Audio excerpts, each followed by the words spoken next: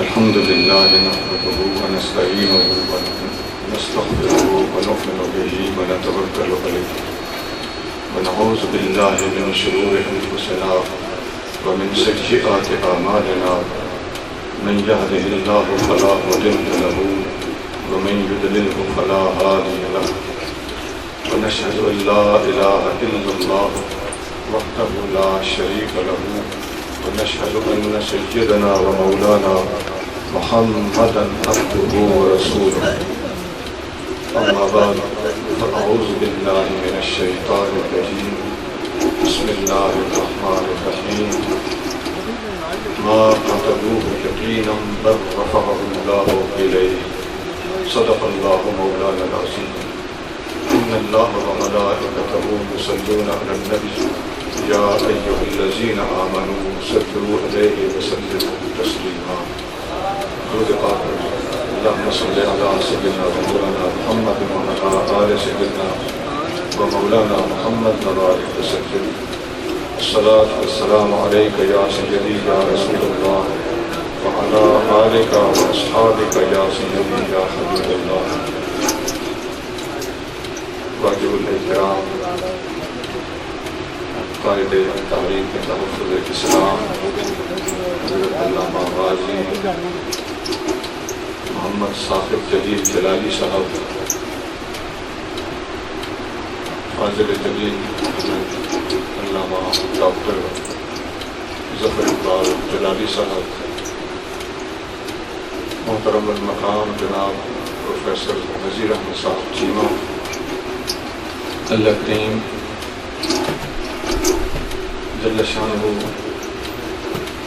ان ہستیوں کا اور دیگر جتنے علماء کرام اسٹیج پر تشریف فرما ہے، سب کا سایہ ہمارے سروں پر قائم دائم رکھے، ان کو صحت و عافیت اور طویل زندگی سے نوازے اور دین کی خدمت کرتے رہنے کی توفیق عطا فرمائے۔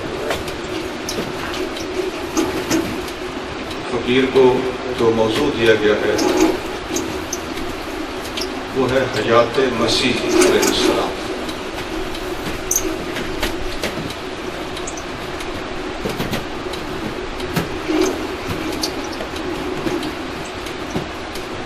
اسٹیج پر چلنے والے حضرات سے درخواست ہے، میں آپ کی آوازوں سے ڈسٹرب ہو رہا ہوں، اور بھی ادھر سامنے ادھر ادھر ٹہلنے والے حضرات سے درخواست ہے برائے مہربانی تشریف فرما ہونا، غیر ضروری آواز ان سے سنائی دیتی ہو اسے ختم کرنے کی کوشش کی جائے۔ اس کی بڑی وجہ یہ بھی ہے کہ فقیر کو جو موضوع دیا گیا ہے یہ عام طور پر مشکل موضوع سمجھا جاتا ہے۔ جب میں نے لفظ بولا ہے حیات مسیح علیہ السلام، مجھے تجربہ ہے اور اس بات کا اندازہ ہے کہ ہمارے حاضرین اس قسم کا لفظ سن کر اجنبیت محسوس کرتے ہیں۔ اس قسم کے موضوعات جن میں گہری تحقیق بیان کی جا رہی ہو، ایسے موضوعات کو ہمارے اسٹیجوں پہ کم چھیڑا جاتا ہے، اور میں داد دیتا ہوں تاریخ تحفظ اسلام کے سربراہ کو جنہوں نے اس محفل میں اس موضوع کا انتخاب کرنے کی جرأت فرمائی۔ آپ حضرات سے درخواست کرتا ہوں کہ فقیر کی گزارشات جس طرح میں نے عرض کیا کہ یہ موضوع ذرا مختلف ہے، ان کو آپ نے توجہ سے سننا ہے، اور یہ بھی معذرت نامہ پیش کرنا مناسب لگتا ہے۔ آپ لوگ مجھے بتائیے کہ اگر میں ترنم سے تقریر نہ کروں، یعنی سر نہ لگاؤں، اور صرف مضبوط دلائل کی روشنی میں کچھ گزارشات آپ کے سامنے پیش کرنے کی کوشش کروں تاکہ اس موضوع کو نبھانے کا حق ادا ہو سکے، کیا آپ لوگ میری گفتگو کو برداشت فرمائیں گے؟ اللہ تعالیٰ آپ سب کو جزائے خیر دے اور فقیر کی حوصلہ افزائی پر اجر عظیم عطا فرمائے۔ فقیر نے اپنی گفتگو کو 3 حصوں پر تقسیم کیا۔ گفتگو یا تقریر کو تقسیم کر کے اس کے حصے بنا کے پیش کرنے میں مصلحت یہ ہوتی ہے کہ حاضرین کو اس طرح آسانی سے سمجھ آ جانے کے زیادہ امکانات ہوتے ہیں، اور میں یہ تینوں چیزیں اپنے مزاج کے مطابق میں مسلسل بیان کر کے چلا جاتا تو خطاب ہو جائے گا، لیکن ایک ہی عنوان کی طوالت شاید کچھ سمجھنے میں مانع ہو، لہذا گفتگو کے 3 پورشنز، 3 حصے ہیں۔ سب سے پہلا حصہ یہ ہے کہ حضرت عیسیٰ علیہ السلام کی حیات کا اسلام کے اندر کیا دخل ہے، یہ موضوع ہم نے اٹھایا کیوں ہے، یہ کیوں چھڑا ہے،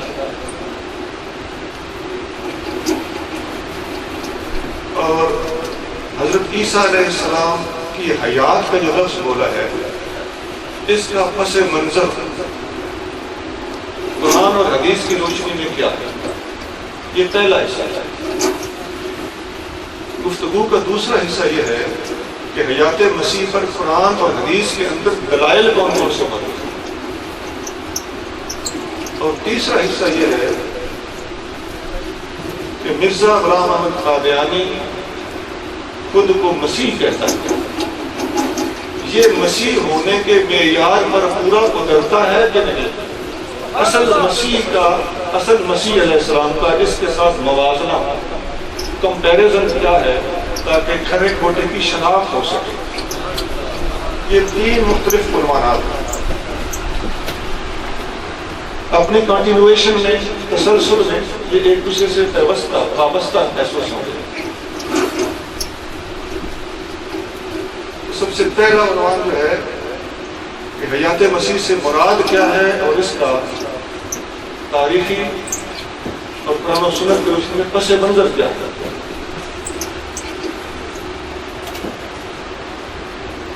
اہل اسلام کا عقیدہ ہے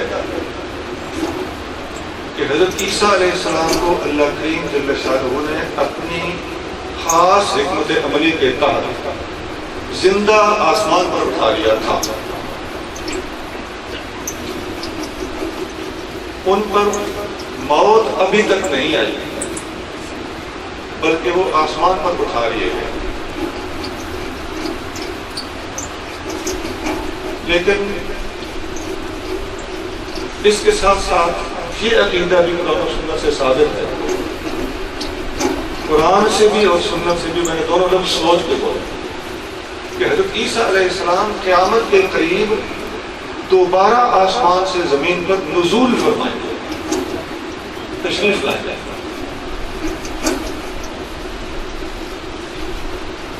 اب مرزا قادیانی جو اٹھا تو مرزا قادیانی نے یہ دعویٰ کیا کہ وہ عیسیٰ علیہ السلام جنہوں نے دوبارہ آسمان سے آنا ہے، وہ آسمان سے نہیں آئیں گے بلکہ وہ کسی کے گھر پیدا ہوں گے، اور وہ پیدا ہو کے آنے والا عیسیٰ میں ہے۔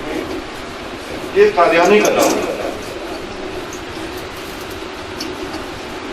اب ہم یہ بات ثابت کرنے میں مجبور ہو گئے، ہمیں یہ عنوان موضوع اختیار کرنا پڑا، اس پر بحث کرنا پڑی کہ حضرت عیسیٰ علیہ السلام قرآن و سنت کی روشنی میں آسمان پر اٹھائے جاتے ہیں، اور جن حضرت عیسیٰ علیہ السلام نے دوبارہ تشریف لانا ہے وہ وہی ہوں گے جو 2000 سال تک پہلے آسمان پر زندہ اٹھائے گئے تھے، جو جسم سمیت گئے تھے وہی جسم سمیت واپس تشریف لائیں گے، اور تم نہ عیسیٰ ہو نہ عیسیٰ بن مریم ہو۔ اب آپ کو یہ میں نے عرض کر دیا کہ یہ ہے پس منظر کہ ہم نے اس موضوع پر آج بحث کیوں کرنی ہے، اور حیات مسیح کا قادیانیوں کے خلاف تعلق کیا ہے،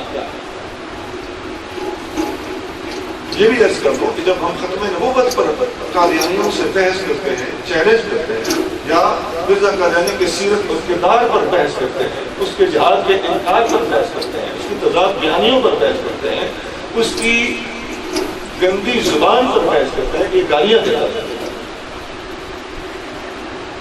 قادیانیوں کی پوری کوشش ہوتی ہے کہ ہم سے ان موضوعات پر بحث نہ کی جائے، حتیٰ کہ ختم نبوت پر بحث کرنے سے بھی مناظرے کے میدان میں قادیانی گریز کرتے ہیں اور پوری کوشش کرتے ہیں کہ حیات مسیح کے مسئلے کو چھیڑا جائے۔ مسلمانوں کی کوشش ہوتی ہے کہ ختم نبوت کو چھیڑا جائے، ان کی کوشش ہوتی ہے کہ حیات مسیح کو چھیڑا جائے۔ اب چونکہ ہماری کوشش ہوتی ہے کہ حیات مسیح پر بحث نہ کی جائے، دوسرے موضوعات اس سے زیادہ اہم ہے، یہ حقیقت بھی ہے۔ اسی واسطے اس موضوع پر گفتگو کرنے سے پہلے فقیر نے عرض کیا کہ یہ تھوڑا سا ڈفرینٹ موضوع ہے اور عام طور پر اس پر بحث کرنے سے گریز کیا۔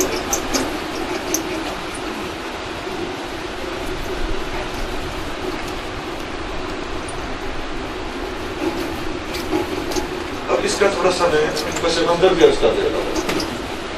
قرآن شریف میں اللہ کریم فرماتا ہے وَمُبَشِّرًا بِرَسُولٍ يَأْتِي مِن بَعْدِهِ اسْمُهُ أَحْمَدُ۔ حضرت عیسیٰ علیہ السلام فرماتے ہیں کہ میں تمہیں خوشخبری دیتا ہوں اس نبی کی جو میرے بعد آئے گا اور اس کا نام احمد ہوگا۔ یہ نبی کریم صلی اللہ علیہ وسلم کے بارے میں پیش گئی، یہ قرآن میں ہے۔ اور خود حضرت عیسیٰ علیہ السلام پر جو کتاب نازل ہوئی اس کا نام انجیل ہے۔ انجیل میں نبی کریم صلی اللہ علیہ وسلم کے بارے میں مختلف الفاظ، مختلف ناموں اور مختلف پیرایوں میں پیشین گوئی کی گئی کہ عیسیٰ علیہ السلام کے بعد ایک ہستی نے تشریف لانا ہے۔ جس وقت یروشلم میں حضرت یحییٰ علیہ السلام نے نبوت کا اعلان فرمایا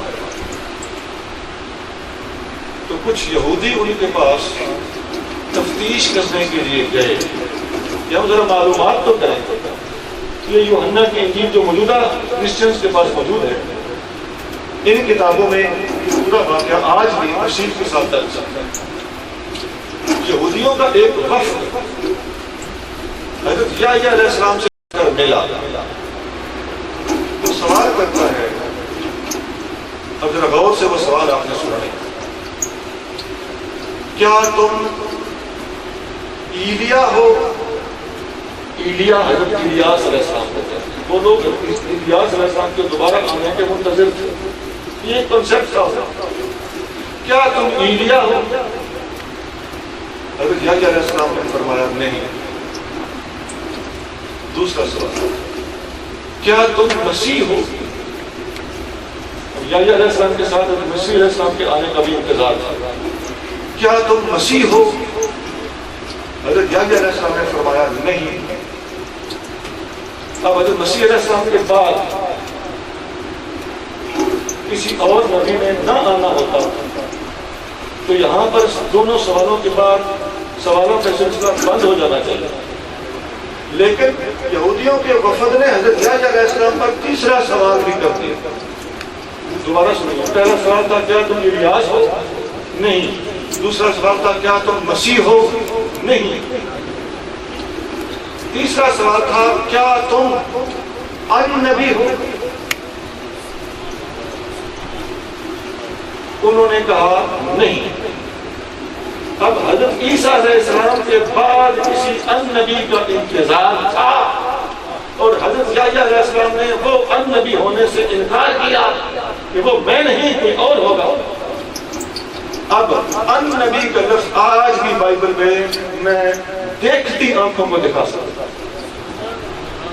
دکھتی آنکھوں کو نہیں، دیکھتی آنکھوں کو دکھا سکتا ہوں۔ النبی کا لفظ موجود ہے، اور ادھر قرآن پڑھیے، اللہ کی قسم قرآن شریف میں النبی ہمارے نبی کریم کے سوا کسی کو نہیں کہا۔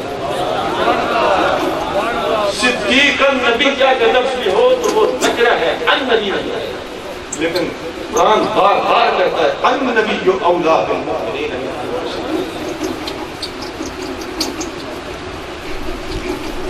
اور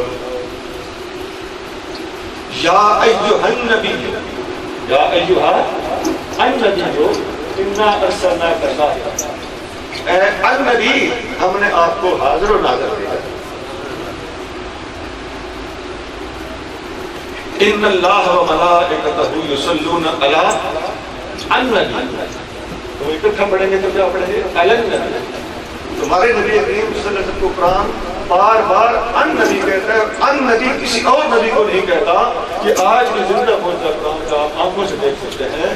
اور حضرت یحییٰ علیہ السلام کہتے ہیں میں ان نبی نہیں ہوں، ان نبی بعد میں ہے.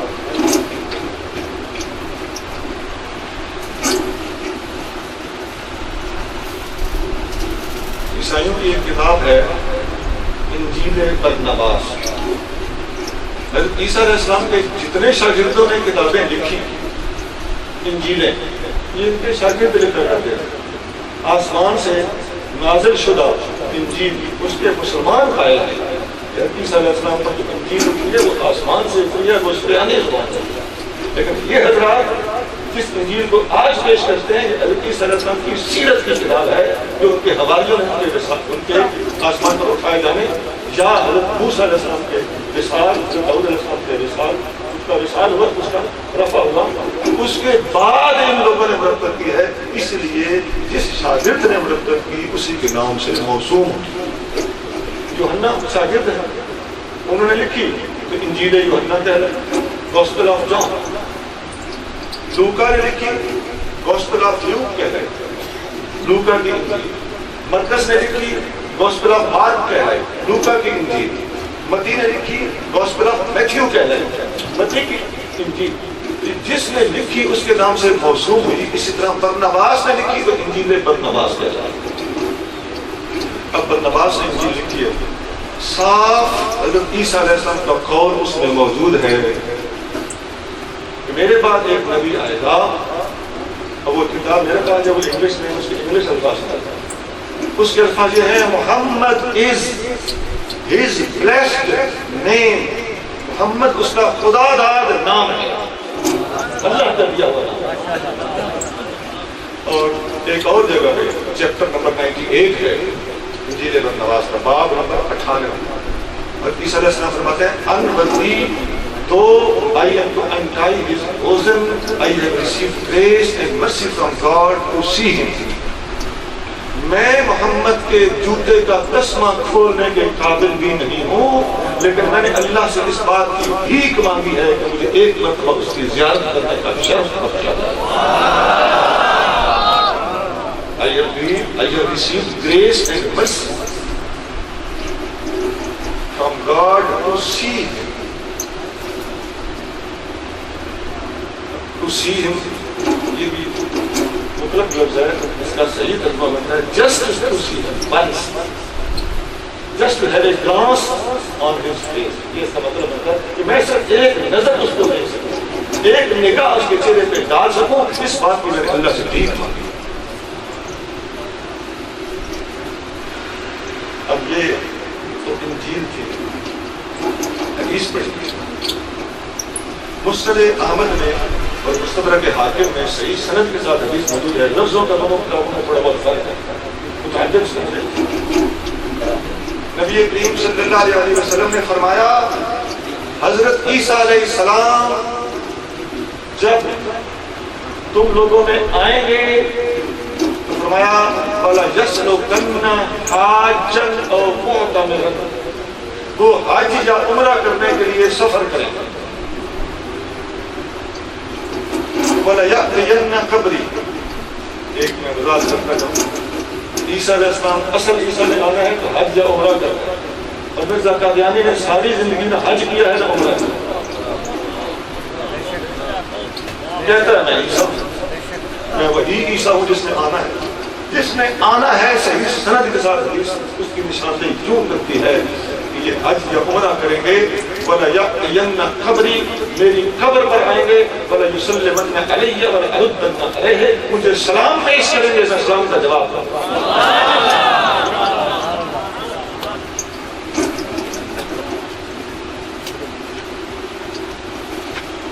یہاں جاتے جاتے ایک بات اور بھی کروں. یہی حدیث پیر میں رشاہ صاحب دولوی رحمۃ اللہ علیہ نے چشتیائی میں نقل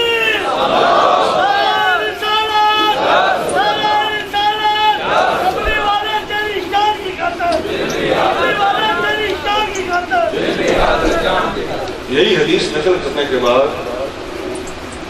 پیر میرے رشاہ صاحب دولوی رحمۃ اللہ علیہ فرماتے ہیں کہ سید چشتیائی ہے صفحہ نمبر 108 ہے.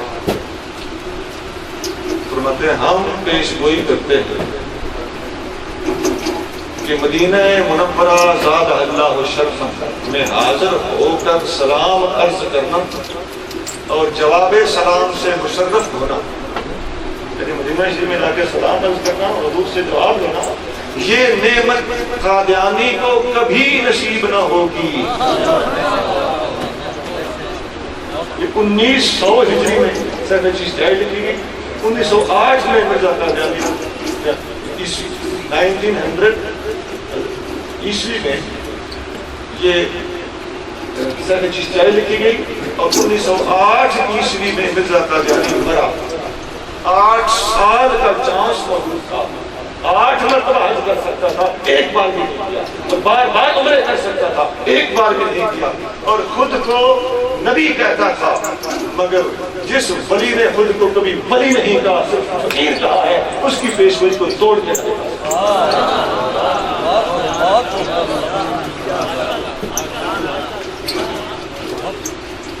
میں نے اصل الفاظ میں سنائے ہیں.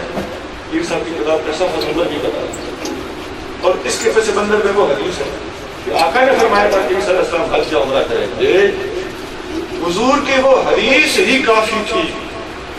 یہ جائے کہ حضور کی حدیث کے ساتھ حضور کے ایک غلام نے یہ پیشین گوئی کر کے مرزا قادیانی کی ناک کو کاٹ کے رکھا. عزیزان گرامی، اللہ کی قسم کسی بات میں کوئی مبالغہ نہیں ہوگے انشاءاللہ، اور کسی بات میں کسی قسم کا جھوٹ اور لچھے داری محض لفاظی نہیں پاؤ گے. جہاں حقیقت ہوگی وہاں فقیر کی زبان کھلے گی.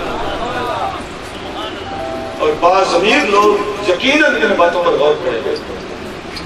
اور اگر کوئی مرزا کا پیروکار یہاں بیٹھا ہوگا یقیناً وہ گھر سوچتا ہوا ضرور جائے گا اور جا کر تفتیش ضرور کرے گا کہ کسی فقیر نے اگر یہ باتیں کی ہیں تو کیا یہ سچ ہے. اگر یہ سچ ہے تو یقیناً اپنے عقیدے سے توبہ کرنے پر اس کا ضمیر اسے مجبور کرے گا.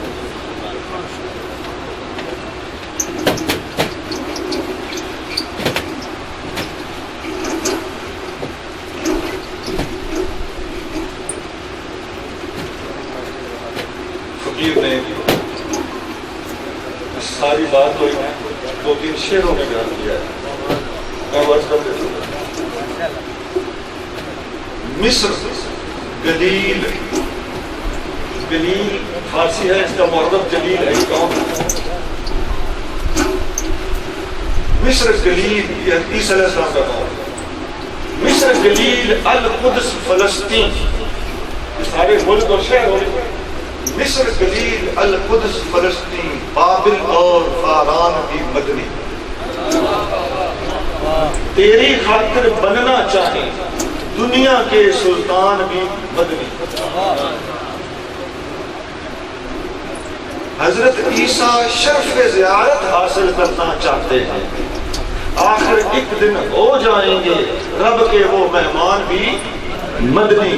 تیرے پیچھے جبرائیل بھی منزل منزل جاتے ہیں، تو مکی قرآن بھی مکی، تو مدنی قرآن بھی مدنی. مقصودی شعر حضرت عیسیٰ علیہ السلام کی دعا سے متعلق ہے کہ وہ زیارت حاصل، صرف زیارت حاصل کرنا چاہتے ہیں اور ایک دن وہ بھی مدنی ہو جائیں گے اور مدینہ شریف میں جا کر آقا کی خدمت میں سلام پیش کریں گے. آقا جواب دیں گے.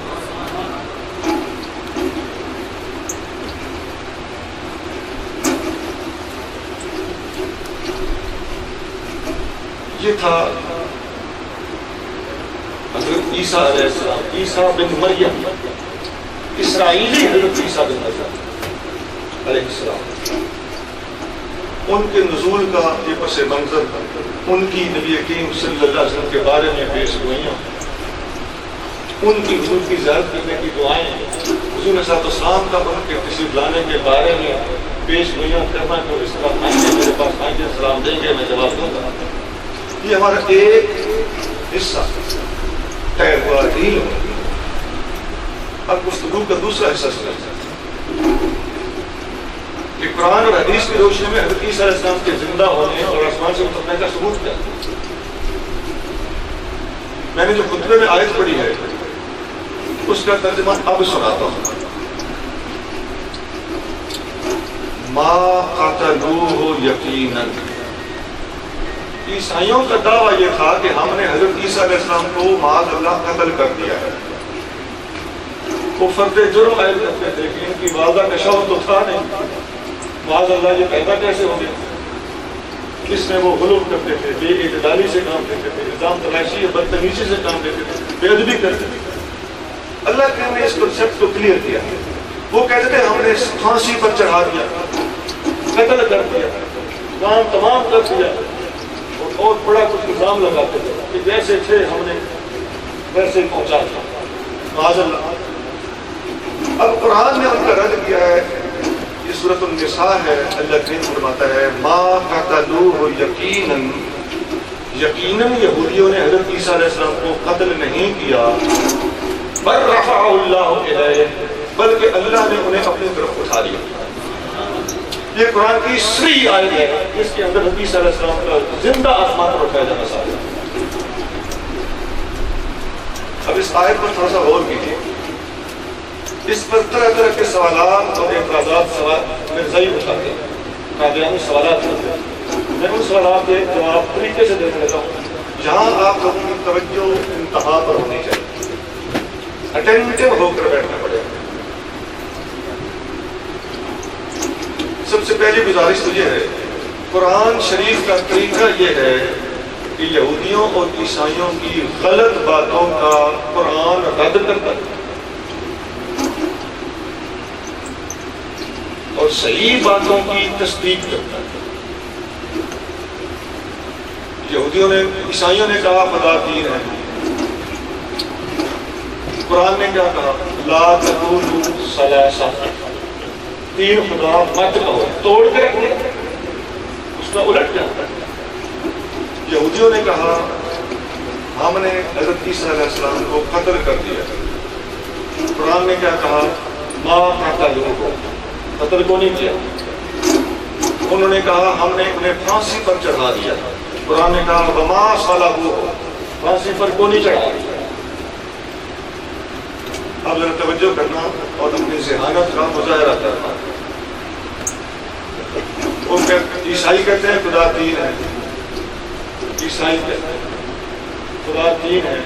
قرآن کہتا ہے لا تقولوا ثلاثہ، خدا تین نہیں. یہودی کہتے ہیں ہم نے عیسیٰ کو قتل کر دیا. قرآن کہتا ہے ما قتلوہ، قتل نہیں کیا. یہودی کہتے ہیں ہم نے انہیں صلیب پر چڑھا دیا، پھانسی پر لٹکا دیا.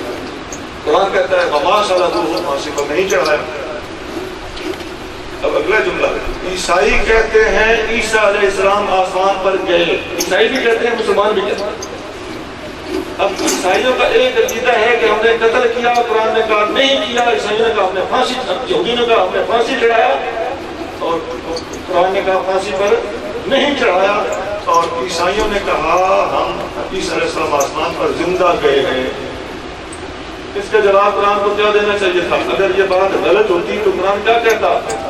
آسمان پر نہیں گئے. قرآن کی آیت ہونی چاہیے تھی لم یرفع، ما رفعہ اللہ الیہ یا الی السماء. وہ نہیں اٹھائے گئے، اللہ نے آسمان کی طرف نہیں اٹھایا. پچھلے سٹائل کے مطابق، سابقہ انداز تردید کے عین مطابق، یہاں بھی اگر عیسائیوں کا یہ عقیدہ کہ عیسیٰ علیہ السلام آسمان پر گئے ہیں یہ غلط ہوتا تو قرآن کے ساتھ الفاظ ہونے تھے وہ آسمان پر نہیں گئے. یہاں کے الفاظ، یہاں قرآن کے الفاظ سنیے، بل رفعہ اللہ الیہ، اللہ نے اسے اپنی طرف اٹھا لیا. اب حسن تردید کا تقاضا کیا ہے؟ قرآن یہاں بھی رد کرتا، لیکن قرآن نے یہ الفاظ بولے ہیں کہ اللہ نے اسے اپنی طرف اٹھا لیا. اور ادھر عیسائیوں کا صاف عقیدہ یہی تھا. تو قرآن تو جہاں تھوڑا سا شائبہ بھی پڑتا ہے نا کسی کے بھول جانے کا، تو اس کی تردید کر دیتا ہے. اور یہاں پر شائبہ تو کیا، ان کی 100% ورڈ ٹو ورڈ، لفظ بلفظ قرآن نے تصدیق کر دی. انہوں نے کہا وہ آسمان پر گئے، قرآن نے کہا وہ آسمان پر گئے. یہ اس آیت کو سمجھنے کا بڑا آسان اور سمپلیفائڈ طریقہ ہے. تھوڑا اسی آیت کو ایک اور اینگل سے سمجھیے.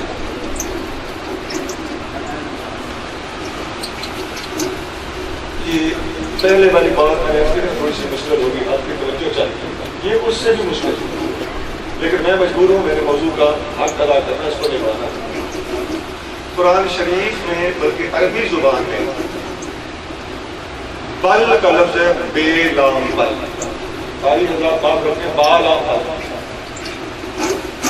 بل کا معنی ہوتا ہے بل کے۔ بل کا لفظ عربی زبان میں وہاں فٹ ہوتا ہے جہاں بل سے پہلے والی بات اور بل سے بعد والی بات آپس میں بالکل متضاد ہوتی ہے، کنٹریری ہوتی ہے۔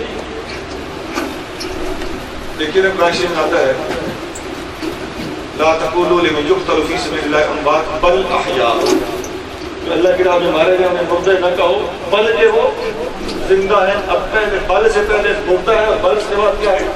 زندہ ہے۔ زندہ اور مردہ آپس میں کیا ہوتے ہیں؟ ضد مخالف ہوتے ہیں، بیچ میں بل فٹ ہے، ادھر مردہ ادھر زندہ، بیچ میں بل۔ اسی طرح یہاں ما قتلوه یقینا بل رفعه اللہ الیہ، یہاں بھی بل کا لفظ ہے۔ بل سے پہلے ہے عیسیٰ علیہ السلام کو قتل نہیں کیا گیا، اور بل کے بعد کیا ہے؟ اللہ نے اسے اپنی طرف اٹھا لیا۔ اب قتل نہیں کیا گیا بلکہ اٹھا لیا گیا، یہ دونوں آپس میں متضاد ہونے چاہیے۔ قتل نہیں کیا گیا اس کا الٹ کیا ہے؟ زندہ ہے۔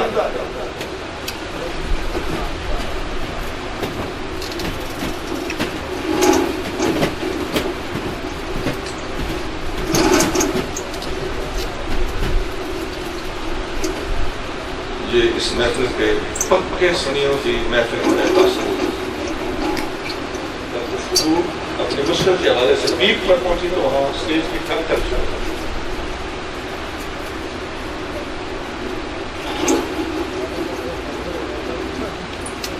تو بل جو ہے اس سے پہلے اور بعد والی دونوں باتوں کا آپس میں متضاد ہونا ضروری ہے، اور حضرت عیسیٰ علیہ السلام کے قتل کی نفی اور رفع کا اس بات بتا رہا ہے کہ جس کے قتل کی نفی کی گئی ہے اسی کا رفع کیا گیا ہے، تاکہ یہ دونوں باتیں صحیح معنی میں کام متضاد ثابت ہو۔ قتل ہو جاتا تو کس نے قتل ہونا تھا؟ روح نے یا جسم نے؟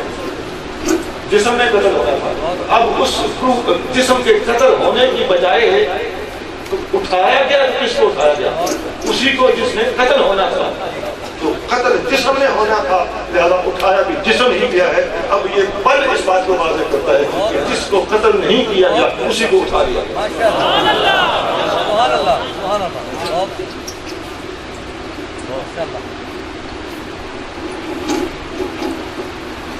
یہاں قادیانی ایک سوال کرتے ہیں، فقیر کا ایک دفعہ قادیانیوں کے خلاف مناظرہ ہوا، کچھ سری لنکا سے بتاتے تھے کہ ان کا آیا ہوا تھا مبلغ مربی، اس نے مجھ پہ سوال کیا کہ اس آیت میں آسمان کا لفظ تو نہیں ہے، اللہ نے حضرت عیسیٰ علیہ السلام کو اپنی طرف اٹھا دیا، تو اپنی طرف اس کا معنی آسمان پر کیسے رکھتا ہے؟ اس کے علمی جواب تو بہت زیادہ ہے، لیکن وہ میدان مناظرہ میں نے بڑے آسان سے الفاظ میں سادہ سا آدمی بات کی، جیسے مجھے کچھ پتہ ہی نہیں ہے۔ میں نے کہا یار یہ بات آنے کے بعد خنزیر خوری عروج پر ہے، آج مسلمانوں کے ساروں کو کچھ پتہ نہیں چل رہا کہ برائلر کیا کھاتا ہے، ہمارے پاؤڈروں اور کریموں میں کیا ہوتا ہے، یہ مرزا قادیانی کے آنے کے بعد کی برکات ہے۔ حدیث کہتی ہے کہ اصل مسیح علیہ السلام کے آنے کے بعد خنزیر خوری ختم، صلیب پرستی ختم، لیکن مرزا کے آنے کے بعد یہ دونوں چیزیں اس وقت عروج پر ہیں، اور عیسائیت اس قدر عروج پر ہے اس وقت کہ پوری دنیا میں مسلمانوں کو عیسائی حکومتوں نے پریشان کر۔ مرزا کے آنے کے بعد وہ انقلاب نہیں آیا جو مسیح علیہ السلام کے آنے کے بعد آیا۔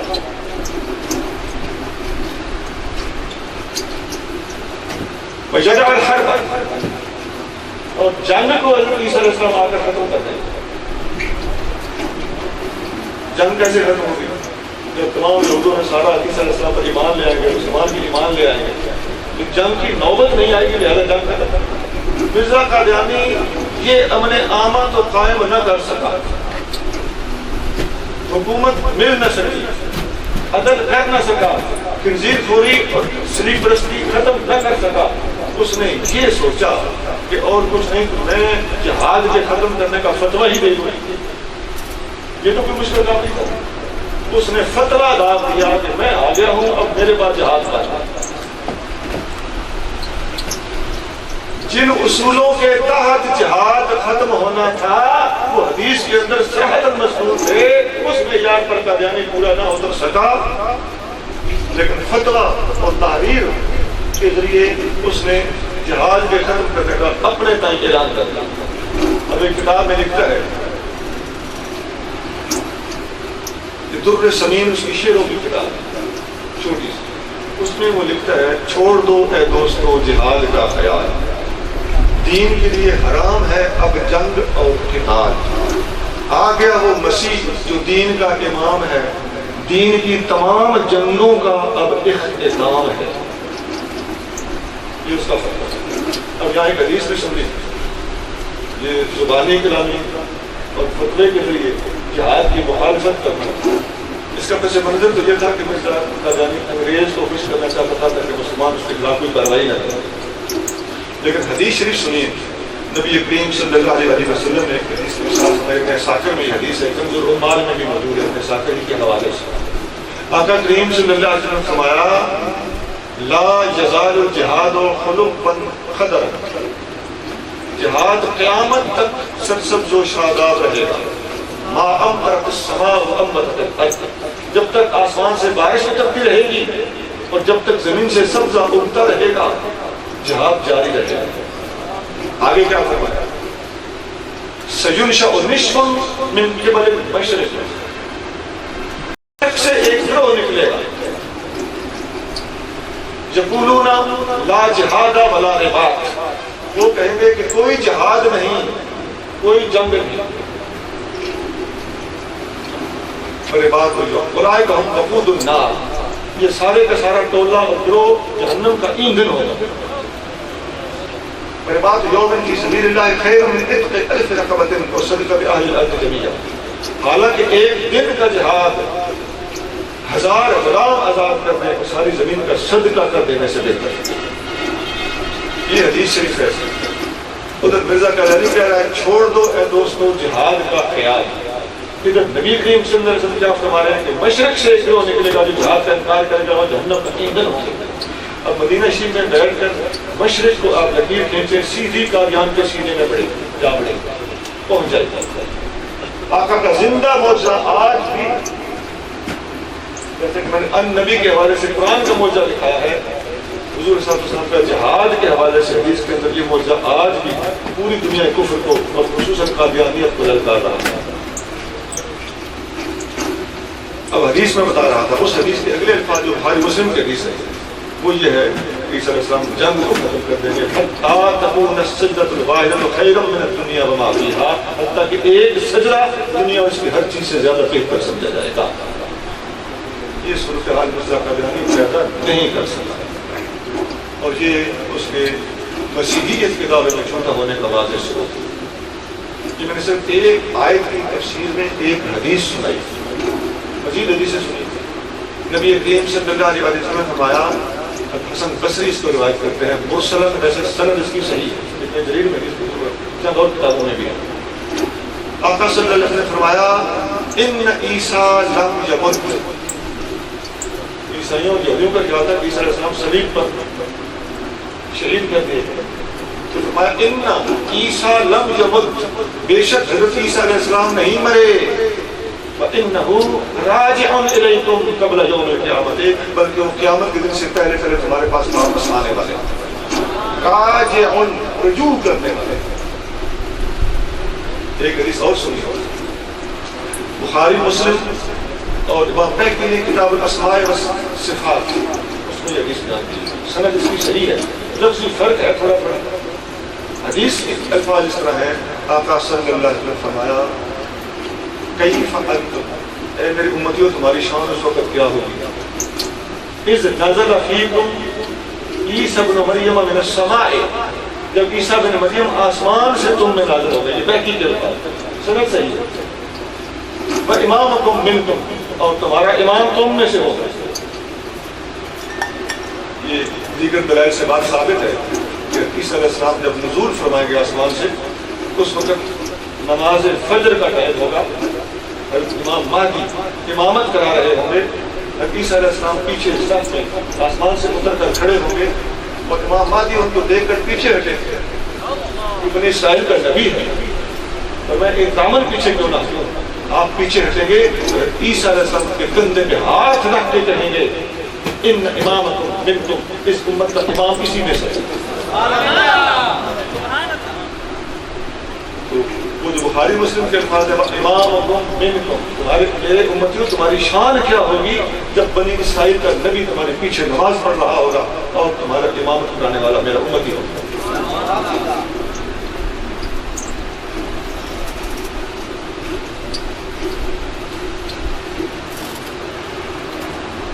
میری گفتگو کے دو پہلو لیے ہیں، تیسرا اور آخری پہلو کہ اصل مسیح کی شناخت کیا ہے، اس پر میں 4-5 چیزیں آپ کے سامنے رکھنے کی کوشش کرتا ہوں۔ سب سے پہلی بات میں نے تھوڑا سا اشارہ تھا پہلے بھی عرض کیا ہے کہ جس عیسیٰ نے آنا ہے ان کا اس میں گرامی ہوگا عیسیٰ بن مریم، اور مرزا کی والدہ کا نام ہے چاند بی بی، اور یہ کیا بنا غلام احمد بن چاند بی بی، اور حدیث میں کیا ہے بخاری مسلم میں انگنت کتابوں میں حدیث ہے جس نے آنا ہے اس کا نام ہوگا عیسیٰ بن مریم۔ اب دونوں باتیں جدا جدا ہیں۔ مرزا کہلانے پر یہ جب سوال ہوا تو اس کے لیے اچھی خاصی دشواری بن گئی کہ میں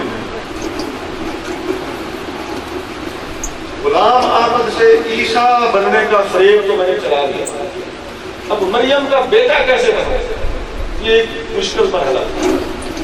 اللہ کی قسم عزیزان گرامی، اس کی 3-4 کتابوں میں یہ بار بار وہ لکھتا ہے، کہتا ہے کہ استعارے کے رنگ میں مجھے مریم بنایا جاتا ہے، خود ہی کہتا ہے میں مریم۔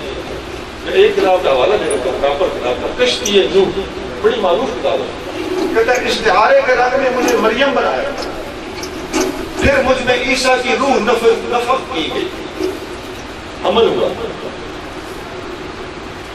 پھر کچھ عرصہ جب جو 10 مہینے سے زیادہ نہیں، اس عرصے تک وہ بچہ میرے اندر پلتا رہا، پھر وہ بچہ جب پیدا ہوا تو وہ پیدا ہونے والا بچہ بھی میں ہی تھا، خود ہی مریم، خود ہی حمل ہوا، خود ہی بچہ جنا، اور پیدا ہونے والا بچہ اور جنا جانے والا بچہ بھی کہتا ہے میں خود ہی تھا، اس طرح میں ابن مریم ٹھہرا۔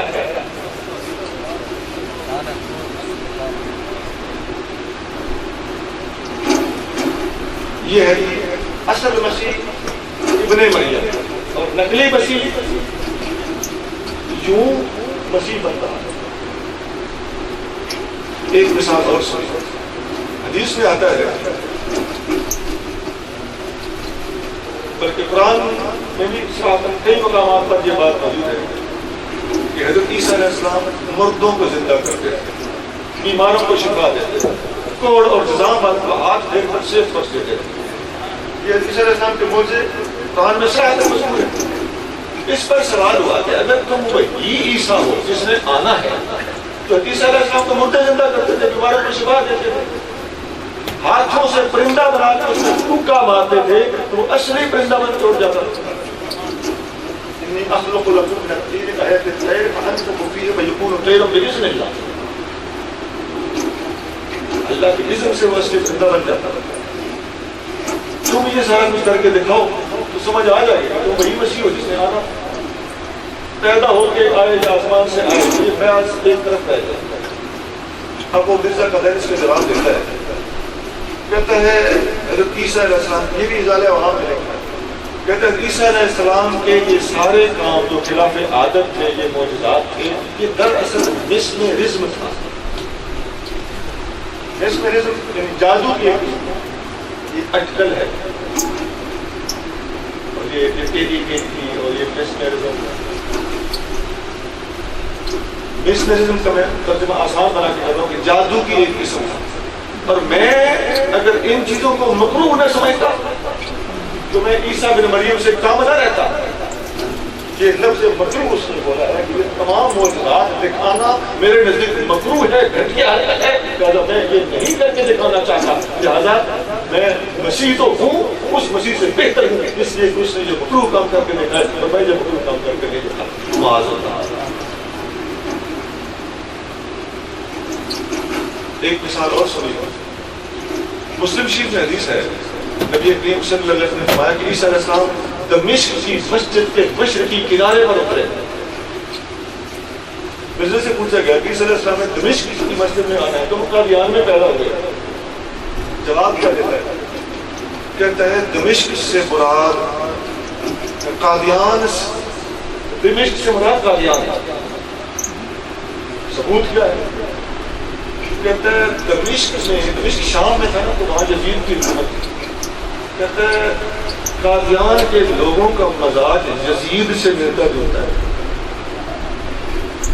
اس لیے لفظ دمشق بولا گیا ہے اور وہاں کے لوگوں کے مزاج کے مطابق ایک شہر قادیان ہے, مراد قادیان نہیں ہے. اب آپ سوچتے جائیے اس طرح کی فریب کاریوں سے ہم تو کچھ کا کچھ ثابت ہے. ایک اور بات سنیے. حدیث میں آتا ہے کہ حضرت عیسیٰ علیہ السلام دجال کو پا لیں گے. دجال کسی سے قابو نہیں آ رہا ہوگا, اور جب حضرت عیسیٰ علیہ السلام کو دیکھے گا تو وہ نمک میں پانی جس طرح پگھلتا ہے اس طرح کو دیکھ کر پگھلنا شروع کر دے گا. اور عیسیٰ علیہ السلام اس کو ملیں گے کہاں اور قتل کہاں کریں گے؟ یقتلہ عند باب لد, لد کے دروازے کے پاس عیسیٰ علیہ السلام دجال کو قتل کریں گے.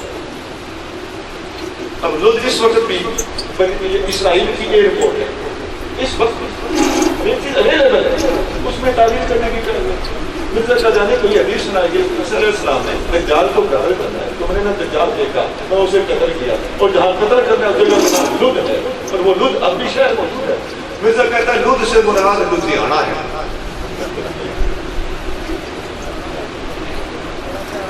اب ایک اور مثال سنیے. دنیا جانتی ہے, اور میں کسی بھی انسان پر تنقید کے معاملے میں میرا انداز یا سمجھ سنجیدگی سے کام لیتا ہوں. ایک تخلیقی چیز ہے, اللہ تعالیٰ نے اس کو جس طرح پیدا کیا ہے اس کی شکل صورت پہ اعتراض کرنا حیثیت انسان میں ذاتی طور پر مناسب نہیں سمجھتا, لیکن شرعی ضرورت ہو تو بیان کرنا ہمارا فرض ہے. شرعی ضرورت کے تحت بیان کرنے پر ہم مجبور ہیں. مرزا کا جانے کہ ایک آنکھ میں نقص, واضح نقص پوری دنیا کو, اور آپ جانتے ہیں مسلمان لوگ پوری دنیا سے کس نام سے پکارتے ہیں. ایک آنکھ جس کی نہ ہو یا ناقص ہو اسے کیا کہا جاتا ہے دنیا جانتی ہے. اور یہ شکل و صورت کی بدصورتی کا واضح ذریعہ ہوتی ہے کہ کسی آدمی کی آنکھ ہی نہ ہو, یا آنکھ کھلتی ہوئی ہو, یا اس کے اندر ٹیڑھا پن ہو, خرابی. اب حدیث سنیں. نبی کریم صلی اللہ علیہ وسلم فرماتے ہیں, شمائل ترمذی میں حدیث حوالہ بتا رہا ہے, آقا نے فرمایا ما بعث اللہ نبی الا حسن الصوت, اللہ نے کوئی نبی ایسا نہیں پیدا کیا جس کا چہرہ خوبصورت نہ ہو, جس کی آواز خوبصورت نہ ہو.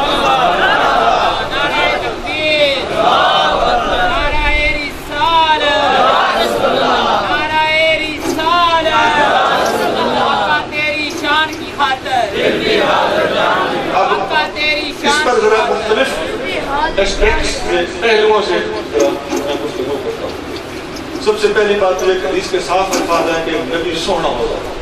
مرزا کا جانے کی آنکھ میں واضح نقص ہے جو اس حدیث کے ساتھ کنٹراڈکٹیو ہے, متصادم ہے, متضاد ہے, اور یہ حدیث مرزا کو نبی بننے میں مانے. ختم نبوت پر دوسرے دلائل اپنے جگہ پہ وہ ہیں ہی ہیں, اور اس حدیث پر انحصار نہیں ہے. یہ بات تو میں صرف حسن و جمال کے حوالے سے کر رہا ہوں کہ نبی کی صورت بھی حسین ہوگی, نبی کی آواز بھی حسین ہوگی. مزید دیکھیے,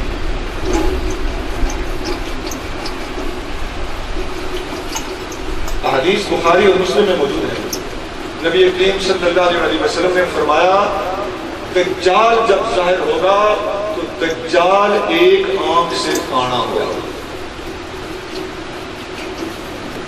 اعور العین الیمنی، بعض حدیثوں میں اعور العین الیسری بھی ہے، دائیں آنکھ سے کانا، اور بعض حدیثوں میں بائیں آنکھ سے کانا. وہ فرق یہ ہے کہ اس کے اپنے اعتبار سے دیکھا جائے تو اس کی دائیں آنکھ ہوتی ہے، اور ہم اس کے سامنے کھڑا ہو کے دیکھیں تو اس کی وہ خراب آنکھ ہمارے بائیں طرف لا کے ہوتی ہے.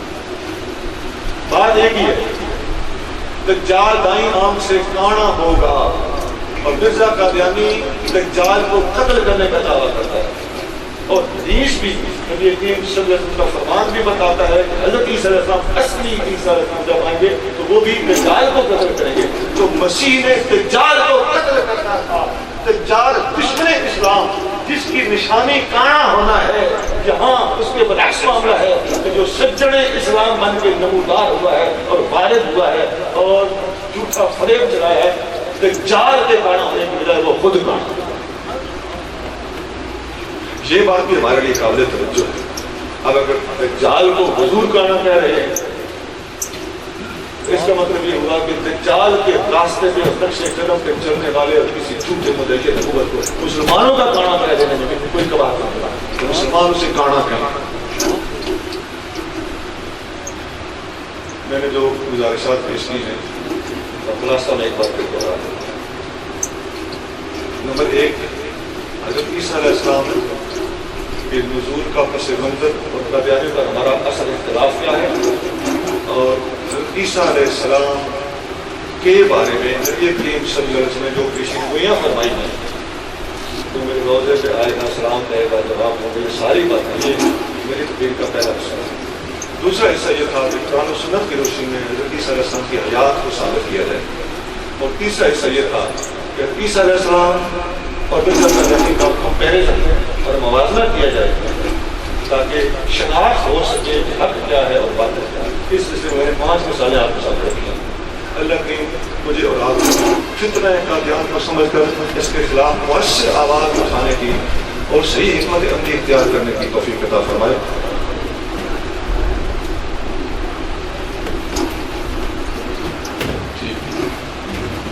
یہ فرما رہے ہیں توفا یا توفا پر بھی قادیانیوں کا اعتراض ہے. یہ بات ایسے گول گول سے کریں گے میں سمجھ کیا کرنا چاہتا ہوں. قرآن شریف میں یہ الفاظ موجود ہیں،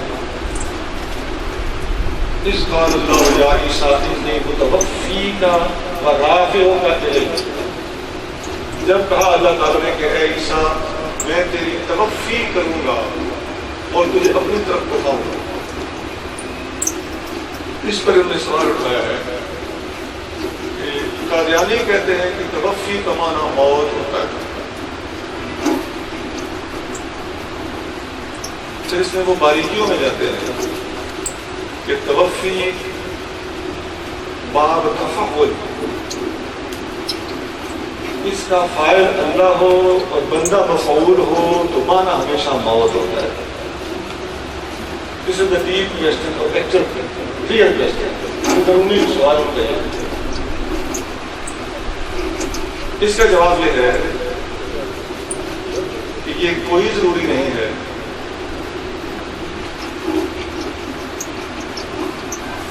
حدیث میں آتا ہے، کتاب الحج میں الترغیب والترہیب کے اندر امام منذری نے حدیث نقل کی. نبی کریم صلی اللہ علیہ وسلم نے فرمایا جب بندہ شیطان کو کنکریاں مارتا ہے، جمال کو کنکریاں مارتا ہے، لا یدری احد ما لہ، کسی کو کچھ پتہ نہیں کہ اس کو اللہ تعالیٰ کتنا اجر دیتا ہے. حتی یتوفا اللہ یوم القیامت، حتیٰ کہ اللہ تعالیٰ قیامت کے دن اسے پورا پورا ادا کرے گا. یتوفا اللہ، یہاں فاعل اللہ ہے، مفعول بندہ ہے، لفظ توفی ہے، باب تفعل ہے اور معنی ہے پورا پورا اجر ادا کرنا، نہ کہ اس کا معنی موت.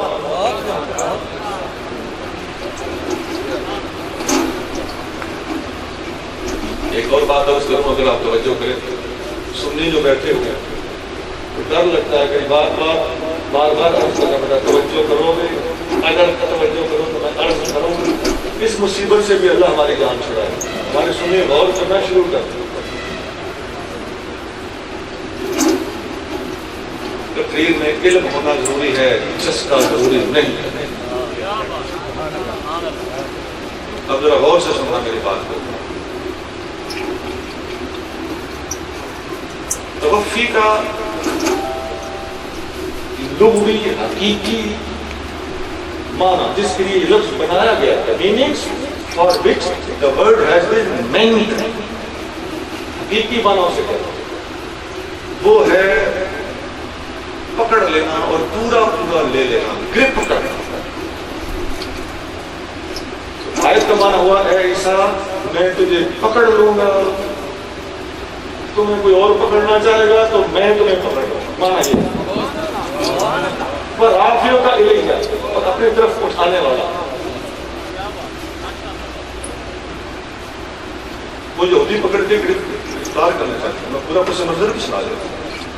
حدیث ابن ابی شیبہ میں موجود ہے. ابن ابی شیبہ امام بخاری کے دادا استاد کی حدیث کی کتاب. اس میں حدیث صحیح سند علامہ ابن کثیر نے لکھ کے سند صحیح کرا.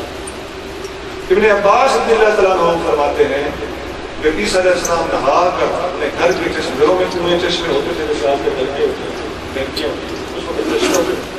آپ نہا کے بعد نکلے، ان کے 12 حواری کھڑے. آپ نے فرمایا تم میں سے کون ہے جو میری جگہ پہ پھانسی لگے؟ والنٹری رضا کرانا تھا اور میری جگہ پھانسی لگ کے میرے ساتھ جنت میں جائے. ایک نوجوان کھڑا، حضور میں حاضر ہوں. آپ نے میں بیٹھ جائے. آپ نے دوبارہ وہی سوال کیا. آپ پکا رہے تھے، کسی قسم کی کوئی جھجک لچک ہو، جھجک جھانکا ہو، یہ بندہ اپنا بیان بدل. دوبارہ فرمایا کون ہے جو میری جگہ پہ قتل ہو کے میرے ساتھ جنت میں جائے؟ وہی نوجوان کھڑا. آپ نے تیسری بات پھر یہی سوال ہو رہا ہے، اسے بٹھا کر وہی نوجوان کھڑا ہوا. آپ نے کہا تو پھر ٹھیک ہے تم ہی ریکمینڈ ہو گئے اور میری جگہ پہ تم قتل ہو گئے. آپ اپنے کمرے کے اندر گئے بیٹھے ہی اور اپنے گھر کی کھڑکی سے آسمان پر اٹھا لیے گئے. اور یہودیوں نے جو ان کو ٹریس آؤٹ کر رہے تھے، ڈھونڈ رہے تھے، انہوں نے آ کر اس نوجوان کو عیسیٰ علیہ السلام کی شکل پہنا دی گئی تھی. اس نوجوان کو عیسیٰ سمجھ کے پھانسی پر چڑھا. اب یہاں پہ ذکر کرتے ہیں کہ وہ بولا کیوں نہیں، میں وہ نہیں دے. اس کا جواب یہ کہ وہ وعدہ کرتا میں آپ کی جگہ پر پھانسی لگنے کو تیار. وہ پہلی رضا تھا.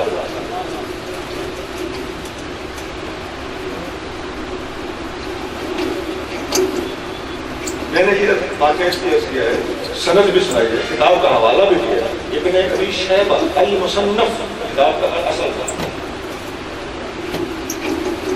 عیسیٰ علیہ السلام کو اس طرح اللہ نے پکڑا. یہودی پکڑنا چاہتے تھے، ان کو کوئی اور پکڑا دیا گیا. عیسیٰ علیہ السلام کو اللہ نے پکڑ لیا اور انی متوفی کا لفظ کا معنی صحیح معنی میں متحقق ہوا اور پھر آپ کو آسمان پر اٹھایا گیا. ایک بات اور بھی سنیں،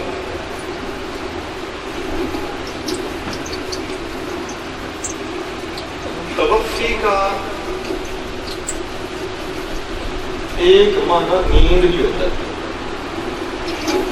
اللہ فاعل ہو، بندہ مفعول ہو، باب تفعول، توفی استعمال ہوا ہو اور معنی موت ضروری نہیں. اس کا معنی نیند بھی ہوتا ہے.